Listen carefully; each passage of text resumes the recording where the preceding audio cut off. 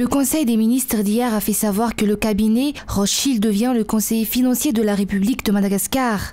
Le cabinet Rothschild figure parmi les premiers à l'échelle internationale en termes de conseil financier. C'est la raison pour laquelle l'État malagasy a décidé de cette collaboration afin de promouvoir le domaine financier à Madagascar.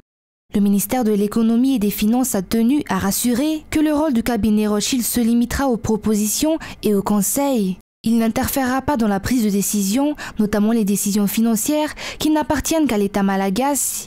Le nouveau conseiller sera plutôt focalisé dans la recherche d'investisseurs. L'État malagasy a donc décidé de collaborer avec un conseiller financier Rothschild qui, suivant son réseau et les références qu'ils ont en matière de finances, aidera l'État malagasy à développer ce secteur financier comme nous sommes tenus de suivre les tendances internationales et mondiales.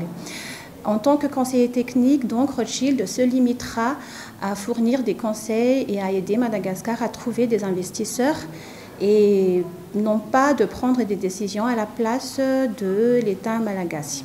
Ce qui veut dire qu'il n'y aura pas d'impact pour les caisses de l'État ni pour la souveraineté de l'État.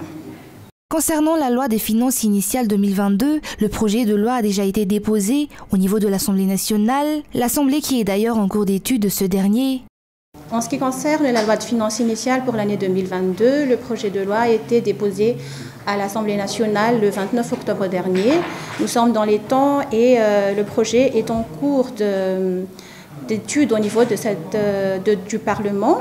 Nous attendons l'ordre du jour qui sera fixé très prochainement pour pouvoir en discuter et adopter cette loi. Les détails de cette loi de finances initiale sera consultable sur le site du ministère de l'Économie et des Finances une fois que les documents y afférents seront complets.